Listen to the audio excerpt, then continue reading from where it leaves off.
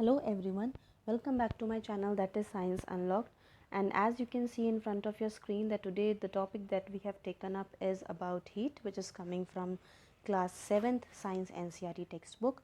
So without further ado, let's start.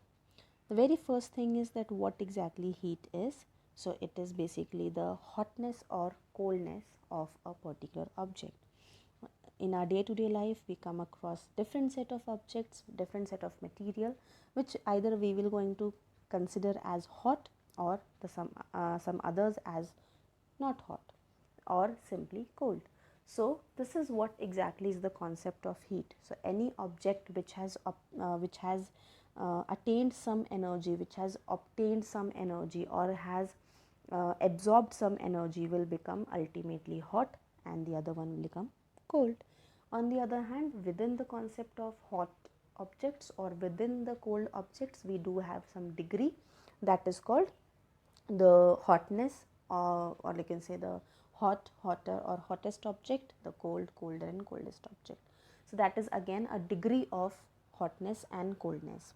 Now when we talk about this aspect of hotness and coldness, one thing is that we cannot straight away use our senses to judge or to have the exact idea.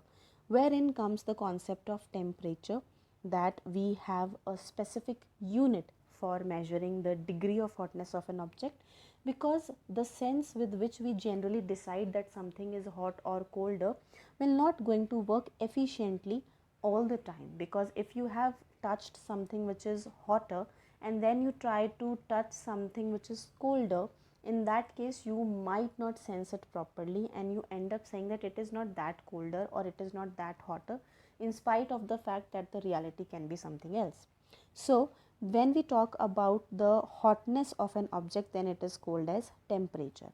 Now whenever we talk about the meaning or definition of the term temperature, we always say it is the degree of hotness. We never say that it is the degree of coldness. Why?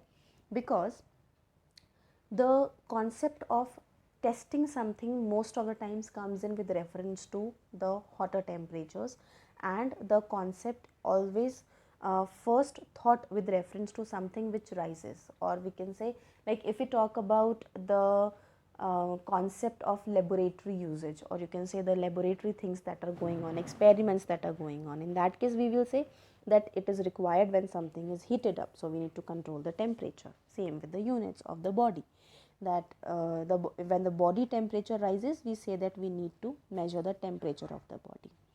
Now over here, one thing is specific, that if we have a specific aspect or specific kind of property of an object, then we should have the unit for that as well, with which we come to the three specific units of temperature measurement, that is the degree Celsius, the Fahrenheit, and the Kelvin. That is the ultimate set of the units of measurement, and which are represented like this. This is degree Celsius, this is degree Fahrenheit, and this is Kelvin. With Kelvin, we generally don't use the degree sign over here. So what happens is, whenever we are saying that we want to measure something in Celsius, we will say it is degree Celsius, and not simply the term that is 20 Celsius. We will say 20 degrees Celsius. Same is the case with Fahrenheit, and in case of Kelvin, we will straight away say that it is 20 Kelvin, 100 Kelvin, or something like that. So basically what happens is that if we have units of temperature, that means we do have a device as well which can measure the temperature, which is the thermometer. Now when we talk about the thermometer, it is most of the time considered with reference to the body, that is we are going to discuss about, that it is the device that we use for measuring the temperature of a body. Now this body can be anything, it can be an object, it can be the living organism. And when we talk about the human body, then it will be with reference to the fever that we are referring to. On the other hand, when we talk about the nature or the objects which are in nature, it is the different set of components related with the temperature. Now when we talk about the general concept of thermometers, then we will observe that it will going to be a long narrow glass tube which will going to have a silver line which is made up of mercury, And the reason behind usage of mercury in thermometers is that it is one of the liquid metal which senses which senses the heat very easily, and it can even sense the slightest change in the heat, and it will keep on expanding.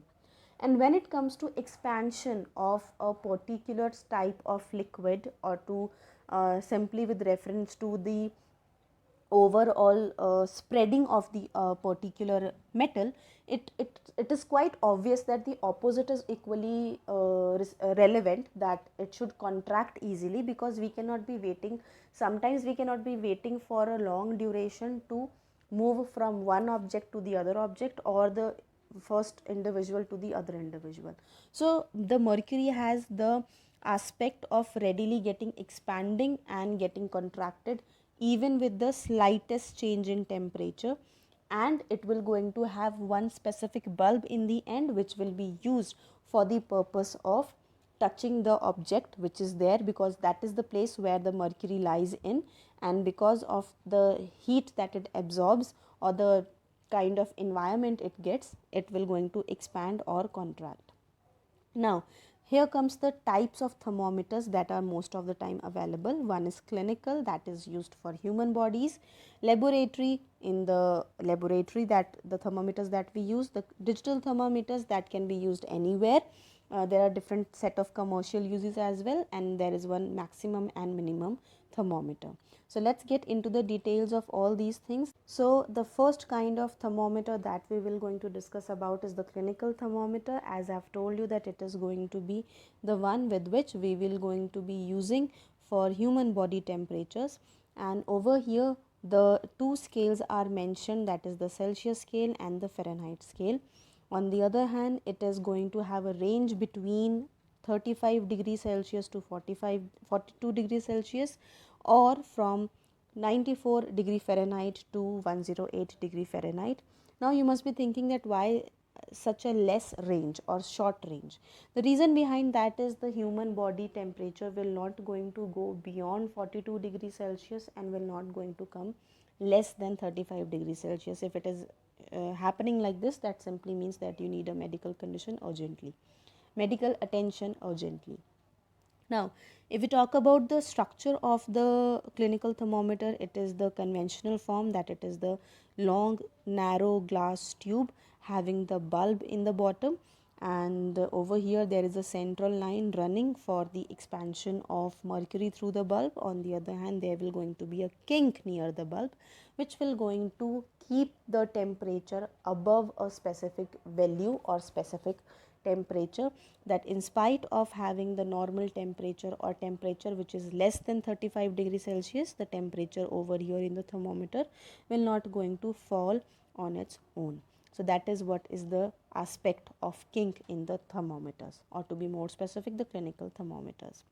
Now we come to the measuring process of temperature using a thermometer. In case of human body, we need to be a little bit careful about a few things. That is that the normal temperature we should be aware about is 37 degrees Celsius, for which we have a red marking in most of the thermometers that we will be using. Although it can vary a little bit, slightly higher, a little bit higher, slightly a little bit lower, but that is not the concern. The concern is that if it reaches the extreme minimum value or the extreme maximum value.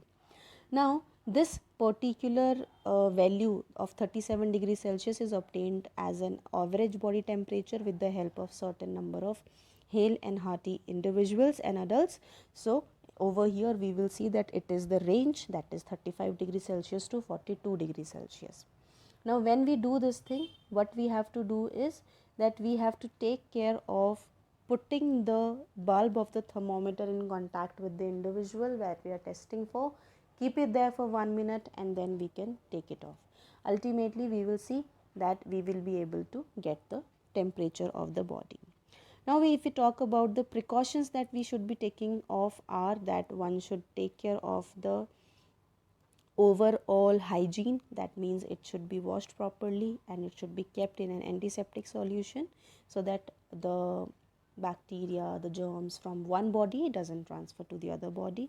Make sure that one has to hold the thermometer properly while giving the jerk, so that the temperature should be as at the optimum temperature. It should be placed under the tongue properly so that it should be there for proper time duration. Wait for proper 1 minute and then the thermometer can be taken out, and then we have to keep it just right in front of our eyesight so that we get the exact value, and ultimately we will get the exact body temperature from here, with which we can simply denote degree Celsius in front of the number. And one should handle this thing carefully because it is very delicate object, so it can break very easily. Now the next variant that we have is the digital thermometer. Over here it is basically the advanced version of the thermometers, and the reason behind moving towards digital thermometers is that it is easier to measure the temperature using these ones, and on the other hand there was one important aspect related with it was the toxicity of mercury. Now if in case the clinical thermometers break off, the mercury acts as a very toxic component and it becomes very difficult to dispose it of. So that is why we moved to the different set of thermometers, that is the digital thermometers.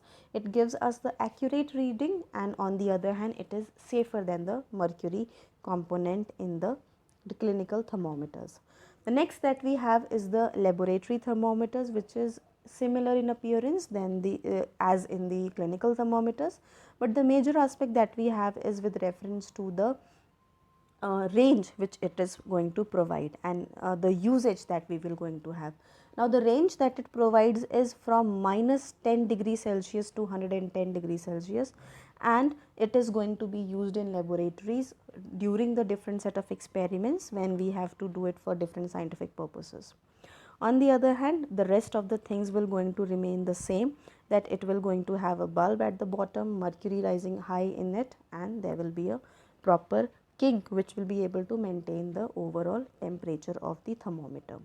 Now there are certain precautions that are to be taken care of while using the laboratory thermometers, is that one should make sure that there are going to be similar set of precautions taken up in this set. Apart from this, there are certain other things as well, that it should be kept vertically and not tilting to one direction. On the other hand, the thermometer should be properly dipped in the solution or the container where it has been used, and it should be properly in contact with the bulb of the thermometer.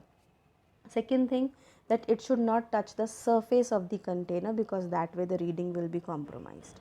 Now next that we have is the fourth type of thermometer, that is the maximum minimum thermometer, which is most of the time used for taking an average of minimum and maximum reports, like in the case of weather reports.